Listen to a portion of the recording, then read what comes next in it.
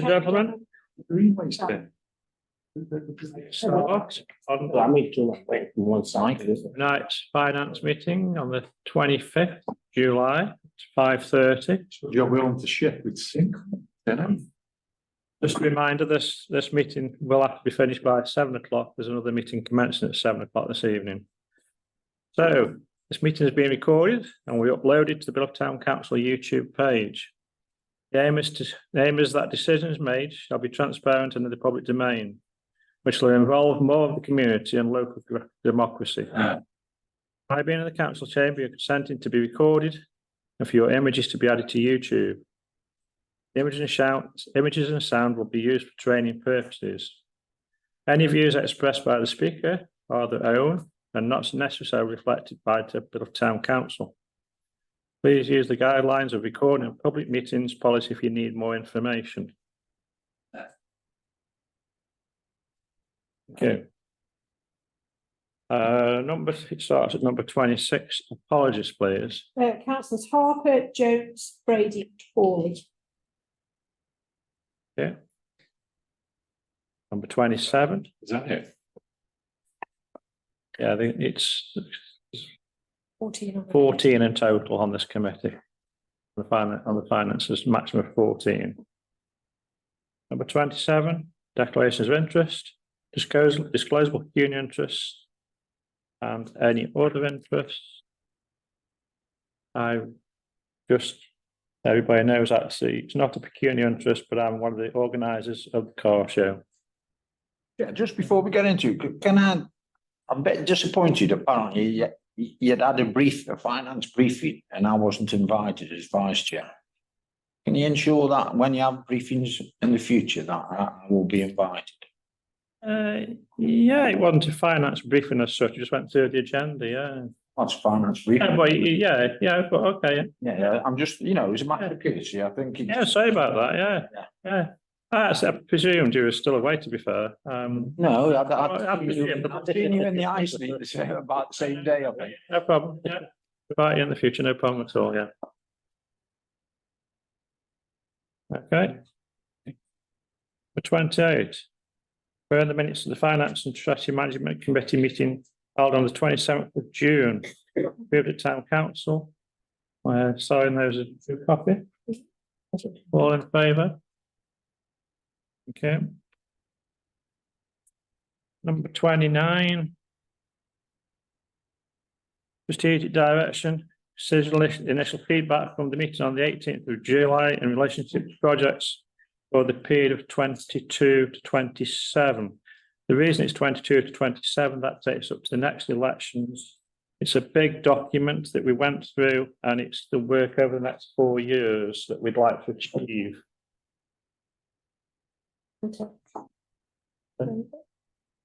Yeah, is any comments on that document, so? You've got a table in your packs which looks like that.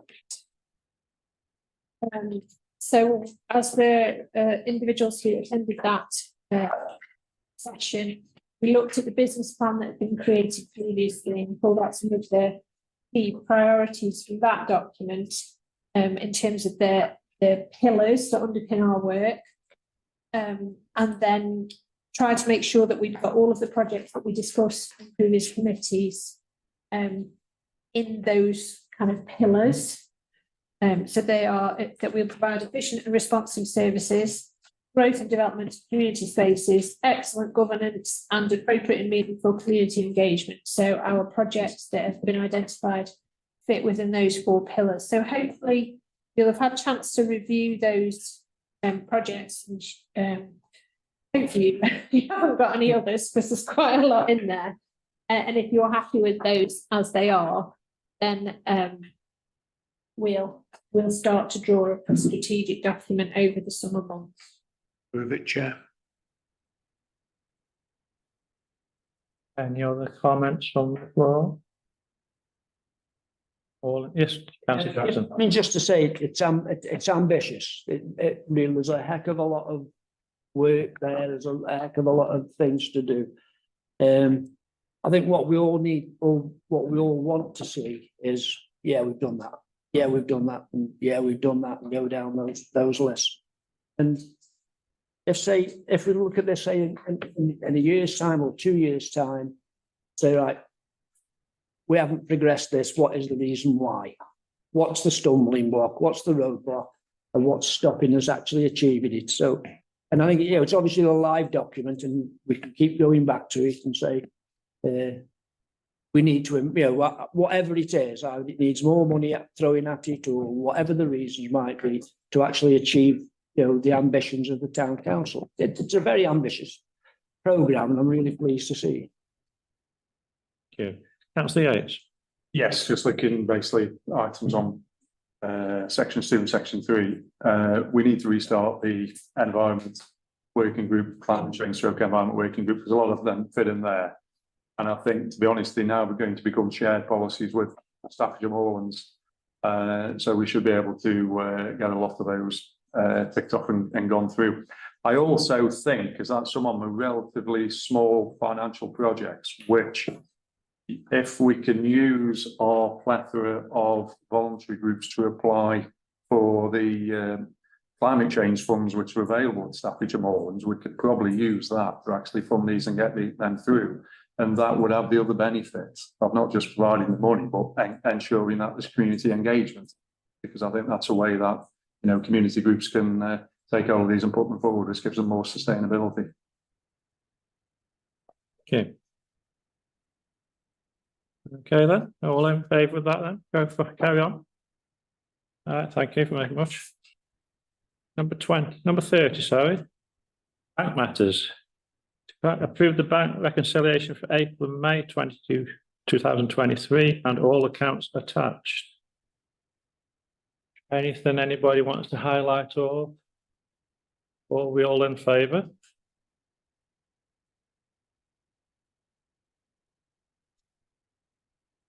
Anything want to bring up, Chief Officer? No, you'll see A equals B checks out okay, which is always what we're looking for.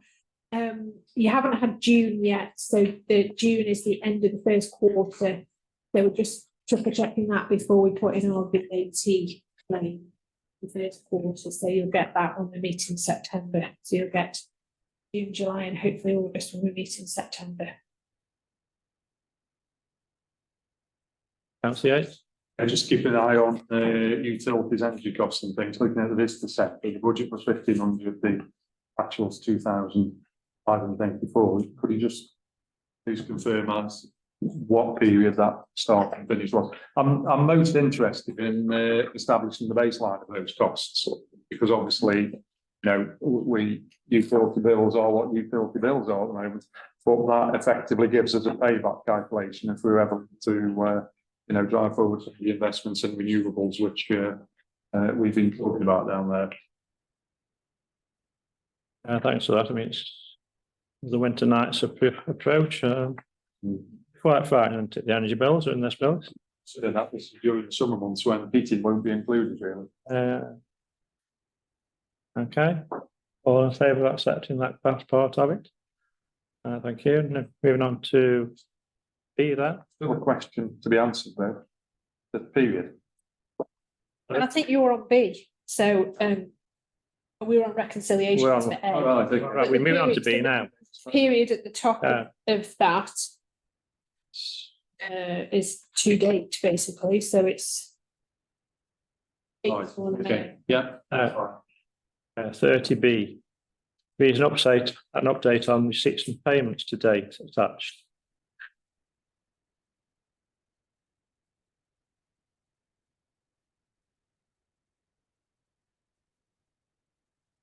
Balance Chief Officer. So I'll just bring this to you periodically to see where we're up to. Yeah, it's just a catch up. So just keep you in line what's spent and what's taken, etc. All okay with that?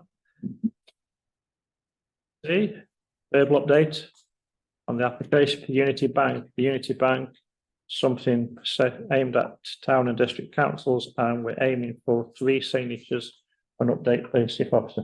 Thank you. So the reason previous council spoke about Unity Bank is because in our financial regulations, we've got 3 approval levels. And in order to move to online payments, which is what we aspire to do, And to keep those 3 approval levels, we need quite a specific bank account for that. And Unity is one that deals with town and parish councils. We seem to be jumping through lots and lots of hoops with them. So most of you, I think, now have come back to me in regards how long you've lived in your house and what you deem to be your nationality. So we're almost there as regards that bit. I think what we will be doing, the way we're thinking about it at the moment is that we're going to need to keep that West account as well, because increasingly it's hard to pay cash into places where there isn't a physical branch or something. And the post office are pulling back, as I understand it, on the amount of cash that you can pay in for accounts. So I think we'll need to keep a NatWest account so that we can pay cash into it and then move that around. So what we'll need to bring to you in September is a policy that basically describes how that would happen and the levels that we keep in each bank. Yes. So Unity Trust Bank. Yeah. Yeah, it's, I must admit, in the fire brigade, we used that a lot and it was excellent, I'll be honest, so. 20 years experience with that, so. All okay with that one then? No other questions? No? Okay, thank you. 31, to confirm the town council grant scheme will open on Monday, the 11th of September 2023. Just a quick one on this for you, for the new councillors that may not be aware. Each town councillor is granted £250 a year to spend on an organisation of your choice to help them out. You can team up with another councillor if you wish, and you can split it however you wish. So you have £250 a year to spend. So just confirming that we'll carry from the 11th of September, £250 for town councillors only, not the district. They get money from other directions. Okay. Are there any, does anybody want to make any amendments to the paperwork? Oh yeah, sorry, should have. No, it's fine. No, I've put draft across them, although I've changed the dates to 23, 24, and you'll see that I've put the list of those councillors who will be allocated the 250. So if you wanted to make any changes to the paperwork, now would be the time, because we'll publish those during August and then promote the scheme beyond that. I've already had some inquiries from people who just want smaller pots of money and maybe aren't always eligible for the main grant pot for one reason or another. So as and when I get those to you, well, I just send them on and you decide whether it's something you like, or you, as a town councillor, you go out and find your own and something else you can choose. Thank you, Councillor Jackson. Yeah, I'm new to this. Is it both electronic and paper, or both, or just one or the other, or Whatever suits people. Either. So we put the Word and the PDF document on the website, and then we usually have a slash section as well. So whatever suits people. thank you. Okay. All right. With that, Yeah, thank you. Number 32 then. Voices attached. Approve and receive community engagement statement. Possibly. so essentially there's no major changes with most of these. What we usually do is we've changed some dates, so we've changed some information on them. We put that in red for you to consider. Obviously, this has been your bedtime reading for the last week. So if there's anything else you want to change in terms of the content of the policy or an approach or an update that you're aware of, that's your chance to raise that. Things that we've identified are in red. So I would say it's mainly the red items, which are the changes, the others as had last year or last session. We're looking at them one by one. Oh, yeah, Yep, one by one. if you want to, yeah. Community engagement statement then. First page. Red at the top. Introductions the same. That's all on that one. I think. All in favour of that one, okay? Yeah. Okay. B then. Receive the social media, press and publication communication policy. There again, it's the first page of the red changes. There's a little bit further on 7.1. Regarding YouTube.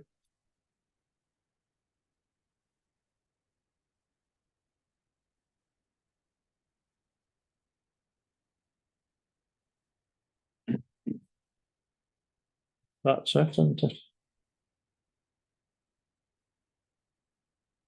Okay with that one? We'll just have to put. I'll propose. All right, then we'll have a proposal in a second. We're going back to the first one. Proposal in a second on the first one. Proposed, seconded, councillor Yates. That's all right, councillor Yates. Back to the second one, then the social media one. Proposer. Hart and Yates. Moving on to C then. Reviewed co-option policy. First page, the red item was the dates. Going through it page by page, looking for any changes. I don't think there's anything, it's just the dates on that one. Opposed. Yes. Yeah, I think we could do with reopening the co-option policy and having a look at it to allow debate. Because I feel the most recent co-option we had, the most democratic way of us being able to do that would be to be able to debate the skills that each individual had in order to be able to, you know, look where they'd best fit within the council. And I think in order to do that, we need to change the policy to allow for debate. Comments, Chief Officer? Especially if we only have two candidates left this time. I think it would be the most democratic way of doing that.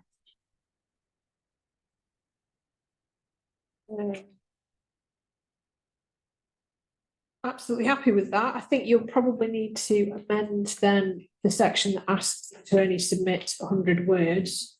It's very difficult to debate someone's skills if they've only been able to use 100 words. Councillor Yates and then Salt. Yeah, I think you are picking up on that.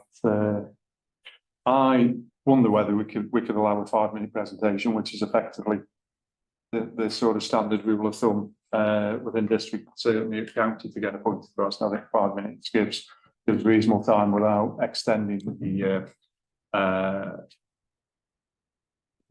allocated slot as such. But I think when we do come to debate, obviously, because talking about individuals and personal qualities, one person to the other, and that should be done in confidential with the candidates not being there. So it could be an open and frank discussion, and then we can come back to take the vote and back in public, so to speak. I think that'd be my suggestion of a way forward. Okay, thank you for them comments. Councillor Salt. Yeah, we've also got Appendix A, which suggests the essential and desirable skills for candidates, and maybe some allusion to the fact that we could use, or candidates should use, Appendix 7A when they A, make the presentation, and B, fill in the application form. And also, when we're debating, if we do allow to debate, that we debate based on Appendix 7.1, because to me, Appendix 7.1 was Appendix A, 7.1 was as much use as a shock at Fireguard in that last co-option meeting, because personal attributes and skills were not even discussed when it was very clear one candidate had far more than the other. In terms of desirable skills and personal attributes. Thank you for those comments, Councillor Wood. Yeah, it's just on item 6.4. In accordance with standing orders, the mayor may exercise their right to use a casting vote. Now, my impression is the mayor is non-political during the role as mayor, the 12 months. And he will be making a political decision on the casting vote. So I don't think it should be right that the mayor should have a casting vote on a political appointment, because that's what it would be, without the consent of the council. If the council is hung, which it may be, you know, this is for future now, with what's happened is happened. I don't think the mayor could get embroiled in a political argument that he's sided with a party, a group or whatever. So I think we should be taking the politics out, mayors involved. It's not part political though, has it? It's just, It's political. Well, it was when he sat up there and said it. Your side lost. That's what he said. Independent. Councillor Holdsworth, sorry. I don't understand the idea that it's political. I'm not political. I'm an Part of the independent. group, aren't you? I'm an independent. Part of the group. I'm an independent. Part of the group. I'm not a political person. I'm independent. And you vote as a group. I we don't. No, so we don't. No. We don't vote. So you're making a statement which is untrue, and I object to that. You're a political party, but we're not. Look at this, we're honest about it. But the mayor should be devoid of politics during his 12-month tenure. Should be independent, the mayor. Proper independent. Just hang on a second. We've got being the chief officer and then Councillor Jackson and Hart. I was just going to say, shall I mean, obviously this is based on co-option policies from elsewhere in line with what everybody else does with co-options. So I can absolutely look at that and amend that if that's necessary. I think what you're asking me for there is an amendment to the standing orders as well, because the mayor votes on any issue as the casting vote throughout a 12-month period. So that on the same theme, that could then be. The particular point I was making, Sarah, is it's a political appointment.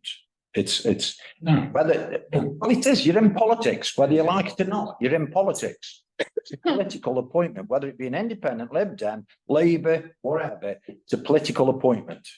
I disagree. Well, you can disagree, but it certainly is a political appointment. From your point. Therefore, the mayor is making a if it comes to a casting vote, the mayor will be making a political decision on whatever party, independent, whatever party that person comes from. So I'm just saying, what's happened, that's gone, it's water under the bridge. I'm thinking for the future, we don't want to get the mayor embroiled in a political argument, that's all. Thank you, Councillor Wood. Councillor Jackson, then Hart, and then we're going to revisit this in September, taking into consideration your views. Yeah, I think it is for the future, but there's an old saying, is that you don't need a crystal ball when you've got a history book. And what left a real bitter taste, I think, certainly in my mouth, was a person was standing for co-option who had already been accepted as a member of the independent group, and then an independent mayor used his casting vote for that person to come on. That's the bit that it makes it political. Well, one side. Because I think, as has been stated, if you looked at that person's spec, for anybody to say that A was better than B or B was better than A, is there to see. It was there in the statement. Just put a little fact on the table. One side of the room voted unanimously for one person, the other side of the room didn't. Councillor Hart. Yeah. This thing about, I don't agree that take the casting vote away from the mayor. Everything else is as per it has always been. But I've been in this chamber long enough to remember mayors who've actually shut me up because they've allowed their own side to speak continually for 10, 15 minutes. And I open my mouth and then suddenly they don't want to hear what I've got to say. Did you go to standards with it, or? Yeah. No, I didn't. Well, No. see you say it's. No, don't interrupt. This is a fact. I've seen it happen too many times. And you can't help but have some political impact with the mayors have their own thoughts. They try to stay independent and non-political in some respects as much as they can. But sometimes they do things which are not really absolutely fair and reasonable. And I've seen it happen not once, not twice, and I'm not picking on anybody. I've seen it happen a dozen, 20, 30 times. So, no, I don't agree with that. at all taking the casting vote away from the mayor. Casting vote, the mayor is on everything, so we disagree. Thank you. Thank you, councillor Hart. The views have been taken, noted. We will revisit this in September with further discussion after we considered what's being said this evening. Very quickly, councillor Ellsworth. Just a quickie, didn't councillor Fletcher vote for Sims? She did. She's independent. Thank you. Point taken. Moving on. Further reviewed equal opportunities. Well, you want to vote on that one? That we can take it forward in September? Further discussion? Yes. All in favour of that? Yep. Moving on to D. Further reviewed equal opportunities policy. Going through that again. First page, dates in red. Moving on. Section removed and 3.3. And in 3.4. Councillor Salt. Yeah, why the 10 protected characteristics and not the 9? What, sorry? Why are the 10 protected characteristics in 3.0 and not 9? Sorry, 2.1. 3.0, sorry. 2.1, 2.1. we've added sex.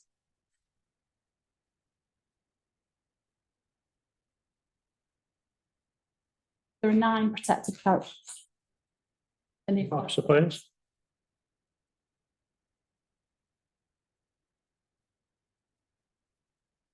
I think that's just a formatting issue.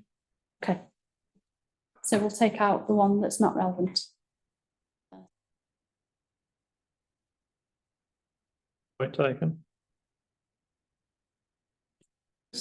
Yes.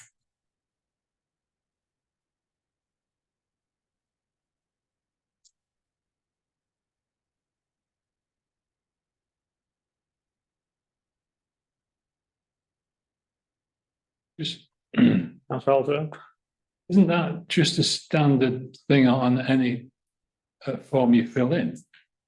It's that statement of sex. I haven't filled one in for a while, but isn't it a standard? There are 9 sex characteristics.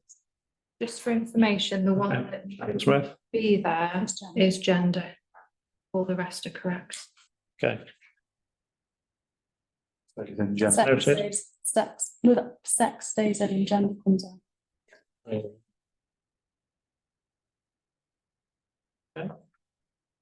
All okay with that one now? Yeah. Going on to E then. Oza. Salt on this one first. Moving on. Approved reviewed health and safety at work policy. Beginning again. The dates, obviously. And then 2.2. That one. And a little bit on the table. I think there's changes throughout actually. There's on this one, yeah.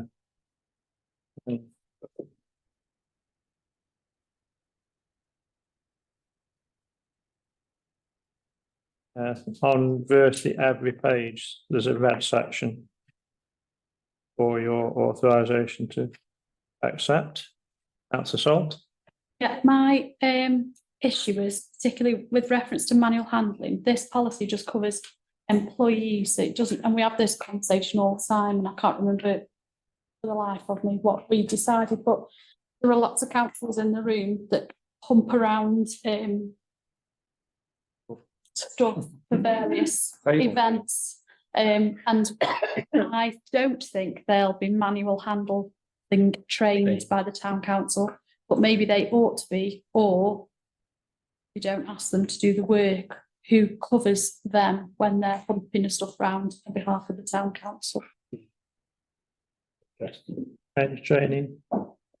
Absolutely, I'm more than happy to provide training. Historically, we don't have a great uptake on training, but I'm more than happy to provide training. This is the health and safety at work policies, they're pretty much just staff that are here, and the volunteers policy covers the volunteer activities, and obviously they're insured through our insurance.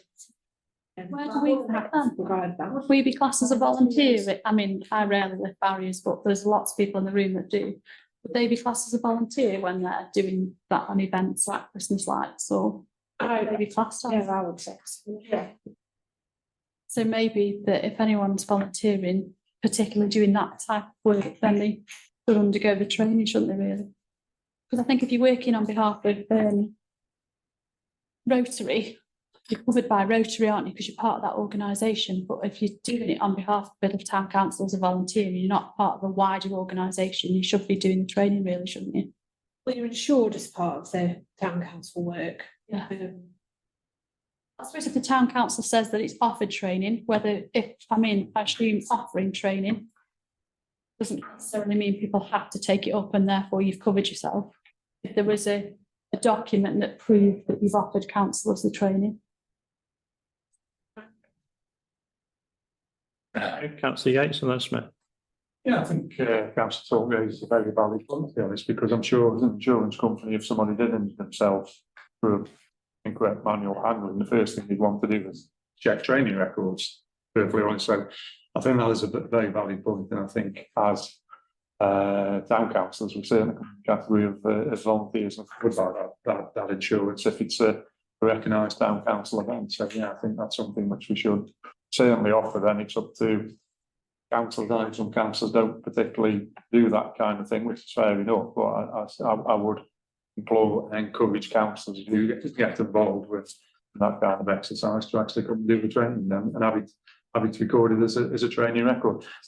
Which leads me on to another case. When it comes to councillors and training, do you keep training records? Do you keep training records? Yes. Absolutely. Yeah. It's I'm just I'll rhetorical question. In some respects, I would have expected you do. It's just that there's obviously built into that kind of thing. Yeah, so when we come back and look at the training policy at a future date, I'll bring back the training records for staff and councillors. Obviously, we put in a policy that certain elements of training would be important for those who are chairing and as new councillors. So Chair mandatory, recommended and optional as a sort of categorisation. There's certain mandatory training which is yeah, there's no mandatory training. It's recommended stuff. Yeah, the one that comes to mind really, and not the only one, but there's a Christmas light switch on. I mean, the staff and the committee, it's very involved throughout that day. It's a long day of manual work in many ways, isn't it, that one? Less so because we've got Rob and his team who we pay to do that sort of stuff. So they move lots of barriers and Yeah, lots of there's things. still work around. to be So- done though. Oh yes, there's always Through the work to be done, committee. but less. That's a bit very physical. Yeah. Because we get somebody else to do that for us. Councillor Smith. Yeah, just off the back of that really, so obviously through my day job, I've done manual handling training, so can I forward you training things and others that have got, So yeah, no sense in doing it twice. Councillor Aldworth. I don't know whether this is relevant, but certainly from an industrial point of view, if you're going to have training, they have to have it. They've got to follow the rules. You cannot accept somebody who says, I don't want it, because the responsibility falls on the trainers then, and they are responsible for making sure people are trained. I don't know whether that's relevant to councils. I know council got their own rules anyway, but that's how it worked in industry as far as I was concerned.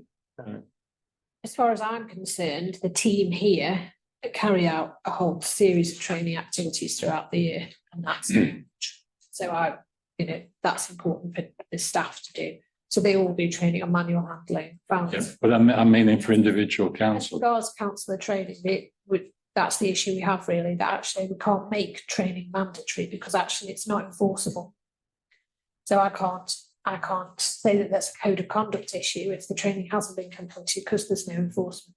Well, if when I was a manager, I allowed somebody to say, I don't want to use that safety equipment, that didn't work. They had to use it. They had to follow those rules. They couldn't decide and I couldn't accept them saying, I'm not going to do it. So where do you go from there? Not employees. Well, we shall follow this up and set some training dates, I think, won't we? Yeah, Future. I think I'm For toying with volunteers. the idea of doing, obviously it wouldn't be accredited, but to do some internal training sessions for people. So to do some sessions on town council finance, the role of chairing committees and, whatever people decide they want to do, because actually I realise it's difficult to get to potentially, or maybe the dates don't work. So toying with the idea of putting that together as a scheme for people to kind of dip in and out. Even if you can't get to an accredited session, then perhaps you can do something like that. So I'll bring that back at a later date. Okay, that one possibly to September, possible. Yeah, I'll look at it. Another one to be on to September then. Thank you. Well, So, we'll need to adopt the policy, but the in-house training. Yeah. Second. so proposal and second on that one, please. Alternate, sorry, thank you very much. Moving on to number 33, all in favours? Yeah. 33, consider disposal of any assets in line with the asset management policy and financial regulations. I don't think there's any this time, is there? We've changed our minds. Oh, have you? Okay, sorry. So there are some low value items that I do just want to bring to you. We've got 2 white notice boards that we've burned to their lives. We can't make them stand up properly anymore. So in line with our health and safety policy, we need to get rid of those. We've still got a very old fax machine upstairs. I'd like to get rid of that, please. No one does anything with that. A shredder that can't be fixed and a snow machine that can't be fixed as well. I'd like to get rid of all of those. Low value individually, but probably somewhere in the region of £500 when purchased. Just on the snow machine, I'll look at it before we throw it away, just if it's something that can be fixed, because I know it's not done much. I don't know if I can or not, but I'll have a quick look at that first. Yes. All right. To the repair cafe. Yeah, that's right. Yeah. So did you say snow machine? Snow machine, it was for the Christmas light switch on for Santa Claus. That was the idea of it. Yes, we did. But it didn't really work. No. Much these days. That was the idea of it. So Santa was standing there and falling snow on the Christmas light switch on. It was a bit of a disaster. Councillor Yates. How do you dispose of these small electrical or medium-sized electrical items? Just a matter of interest. Do you take them to the recycling centre? Because they would be recycled properly if you did that. They do have waste. We do all sorts of things actually. So if it's a computer or a laptop or a mobile phone, we send that off to be destroyed kind of properly in terms of making sure it's dealt with, data is managed and all that kind of thing. Our current bin company, they sort all the items when it's returned to processing. So we can put stuff in there as well. But yeah, we've taken bigger items like that just direct to the recycling centre. Okay. Moving on to B then. To create the food supply of party. Sorry, am I all right to get rid of that? Oh, yeah, you're in favour of dispose of those. Move it. Okay. All agreed, all in, yeah, all in favour, yeah. To confirm approved supplies as part of the procurement policy, Chief Officer, please. Yeah, there's just a brief spreadsheet going around as well. There are 3 new ones on there since last time we spoke about this. The only issue that we've got is that our policy states that somebody must have £5 million insurance for the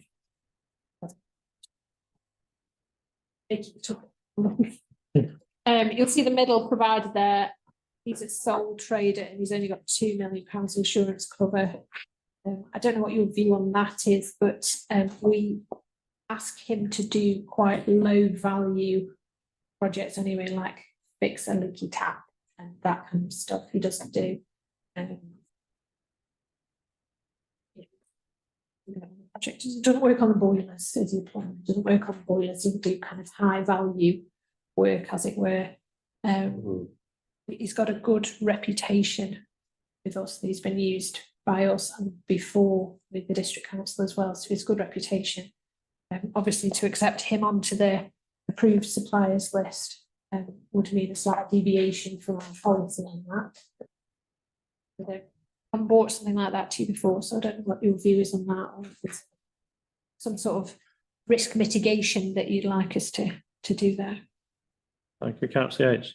Yeah, I was just thinking exactly the same. You said risk mitigation. I was going to say do some kind of potential risk assessment, like PFMEA, you know, a failure mode analysis. What if it does go wrong? What is the consequences of it going wrong, and making sure that anything which has got a particularly high score, it could really go down on it, so to speak. But in essence, the kind of work you described, putting forward the fact that you've identified him as an issue is de facto risk assessment of that anyway. So if you keep them away from big work and it's the minor stuff, then that should be absolutely fine. And if it is bigger stuff, then obviously the contract size is bigger, it will give an indication to get slightly larger insurance, because when I was a sole trader, I certainly had £5 million insurance cover without any issue. Yeah, can I just say, ensuring that somebody like yourself, and somebody like a plumber, is totally different. Okay, I know it is, because I deal with this sort of thing. Yeah.